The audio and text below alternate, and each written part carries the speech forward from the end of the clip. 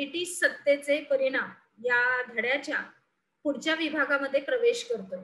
चला तर याच्यामध्ये आपण बघतोय की 1802 मध्ये दुसरा बाजीराव पेशवा यानं इंग्रजांची काही तैनाती फौजेंचा करार केला. हा करार वसईचा तह म्हणून सुद्धा प्रसिद्ध आहे. त्याच्यानंतर आपल्याला असं दिसून येतंय आपल्या पुढच्या मुद्द्यामध्ये की हा तह काही मराठा सरदारांना मान्य नव्हता. मग त्यांनी काय केलं तर याच मान्य नव्हता म्हणजे त्याला काही पसंतीच नव्हती. मग त्यांनी काय केलं, युद्ध केलं. म्हणजे हे काय झालं, दुसरं परत युद्ध इंग्रज आणि मराठे. मग त्याच्यातील विजयानंतर इंग्रजांचा मराठ्यामध्ये हा जास्तच हस्तक्षेप वाढला. मग तो शेवटी असह्य झाला आणि मग दुसऱ्या बाजीरावानं इंग्रजांविरुद्ध युद्धच पुकारलं. पण त्याच्यामध्ये सुद्धा त्याचा पराभव झाला. मग त्यानं 1818 मध्ये शरणागती पत्करली. आता इंग्रजांची पावलं वळली होती ती दिल्लीकडे. तर त्या स्थितीमध्ये दिल्ली इथं राजधानी आपली दिल्ली येथे दौलतराव शिंदे ही यांच्या नियंत्रणाखाली होती.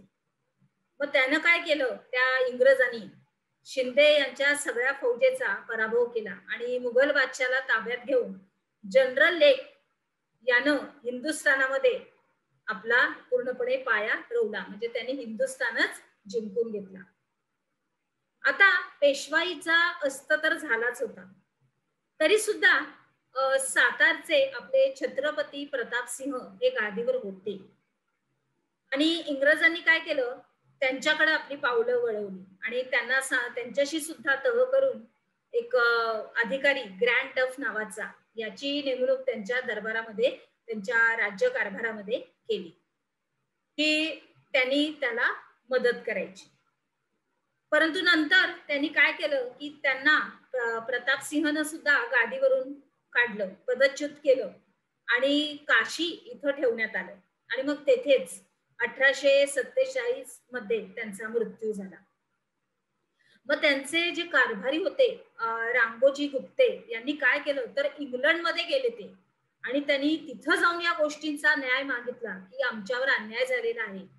परंतु त्यात त्यांना यश आलं नाही आणि त्यानंतर 1848 मध्ये लॉर्ड डलहौसीनं दत्तक विधान नामंजूर करून सातारचं हे राज्य खलास करून टाकलं. अशा रीतीने संपूर्णपणे त्यांनी आपला कब्जा केला. आता इकडे आपण बघितलं तर त्यांचं थोडस व्यक्तिचरित्र आहे की छत्रपती प्रतापसिंह यांनी सातारा शहरामध्ये यवतेश्वरांच्या देवालयाच्या मागील बाजूस आणि महाद्वारा येथे महादरा येथे तलाव बांधून त्यांचं पाणी शहरात खेळवलं होतं. त्याच्यानंतर त्यांनी शहरात रस्ते बांधले, रस्त्यांच्या दोन्ही बाजूला झाडं लावली, मुला मुलींना संस्कृत, मराठी, इंग्रजी शिकवण्यासाठी पाठशाळा बांधली. तेथेच त्यांनी एक छापखाना सुद्धा काढला होता आणि अनेक उपयुक्त ग्रंथ असे छापून घेतले. तसेच त्यांनी 1827 साली राजनीती विषयक आपला सभानीती नावाचा एक ग्रंथ पण लिहून घेतला. त्याच्यानंतर त्यांनी साताऱ्याहून महाबळेश्वर ते प्रतापगडापर्यंत एक रस्ता सुद्धा तयार केला. तसेच हा रस्ता पुढे महाडपर्यंत नेण्यात आला. असे होते प्रतापसिंह आणि त्यांनी तसंच दररोज त्यांना रोजनिशी लिहिण्याचा हा एक छंद होता. पुढे आपण बघूया की ब्रिटिश सत्तेचे आता आपल्या भारतावरील परिणाम. दुहेरी राजव्यवस्था. आता रॉबर्ट क्लाइव्हनं काय केलं तर 1765 मध्ये बंगालमध्ये दुहेरी राज्यव्यवस्था प्रस्थापित केली, अस्तित्वात आणली. कशी तर महसूल गोळा करण्याचं काम त्यानं कंपनीनं हाती घेतलं. तर त्यांनी शांतता आणि सुव्यवस्था हे राखण्याचं काम बंगालच्या नवाबाकडे ठेवलं आणि यालाच दुहेरी राज्यव्यवस्था असं म्हणतात.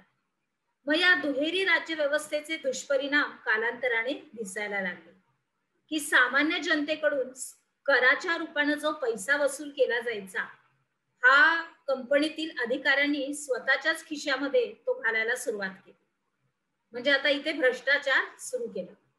भारतातील व्यापाऱ्यांचा मक्ता फक्त ईस्ट इंडिया कंपनीला दिल्यामुळं इंग्लंडमधील अनेक व्यापाऱ्यांना कंपनीचा हेवा वाटत होता आणि मग कंपनीच्या या भारतावरील कारभारावर इंग्लंडमध्ये टीका व्हायला लागली. तेव्हा मग कंपनीच्या कारभारावर संपूर्णपणे नियंत्रण ठेवण्यासाठी कारभारावर त्यांनी काय केलं तर इंग्लंडच्या पार्लमेंटनं काही महत्वाचे कायदे केले. तर ते कोणते केले ते आपण बघूया. तर 1773च्या रेग्युलेटिंग ऍक्ट नुसार बंगालच्या गव्हर्नरला त्यांनी गव्हर्नर जनरल असा हुद्दा दिला आणि या ऍक्ट नुसार त्यांनी लॉर्ड वॉरन हेस्टिंग्स हा गव्हर्नर जनरल त्याच्यावरती आला त्या पदावर. मग त्यांनी मुंबई आणि मद्रास या संपूर्ण जो परिसर होता या धोरणावर नियंत्रण ठेवण्याचा अधिकार त्याला दिला गेला होता. मग त्याच्या मदतीला अजून 4 सदस्यांची अशी समिती सुद्धा नेमण्यात आली. त्याच्यानंतर मग 1784 मध्ये पीटचा भारत विषयक कायदा मंजूर करण्यात आला आणि या कंपनीच्या भारतातील राज्यकारभाराला पार्लमेंटचं नियंत्रण ठेवण्यासाठी एक कायम स्वरूपाचं असं नियामक मंडळ स्थापन करण्यात आलं. काय करण्यात आलं? नियामक मंडळ हे असं स्थापन करण्यात आलं. अशा रीतीने त्यांचे टप्प्याटप्प्याने ते आपल्या भारताचा कसा खात्मा करत होते ते आपण आता आपल्या डोळ्यांनी बघतोय. त्याच्यानंतर त्यांनी काय केलं की भारतातील राज्यकारभाराविषयी आदेश देण्याचा अधिकार या मंडळाला त्यांनी दिला. त्याच्यानंतर 1813, 1833 आणि 1853 मध्ये कंपनीच्या कारभारात फेरबदल करण्याने हे कायदे पार्लमेंटने केले. अशा प्रकारे कंपनीच्या संपूर्णपणे प्रशासनावर त्यांनी ब्रिटिश सरकारचं अप्रत्यक्षपणे नियंत्रण अस्तित्वात असं ठेवलं. अशा रीतीने त्यांनी आपलं धोरण केलं. इंग्रज सत्तेच्या आगमनापाठोपाठ एक नवी प्रशासकीय पद्धत अशी रूढ झाली. ती म्हणजे मुलकी नोकरशाही, लष्कर पोलीस दल आणि न्याय संस्था. हे इंग्रजांच्या भारतातील प्रशासनाचे प्रमुख आधारस्तंभ होते. ह्यांच्या मदतीने हे सगळं काही सगळी संपूर्ण भ्रष्टाचारी आणि संपूर्ण हे सगळं आपल्या देशाचं नुकसान ते करत होते. मुलकी नोकरशाहीमध्ये भारतामध्ये सत्ता दृढ करण्यासाठी इंग्रजांना नोकरशाहीची गरज होती.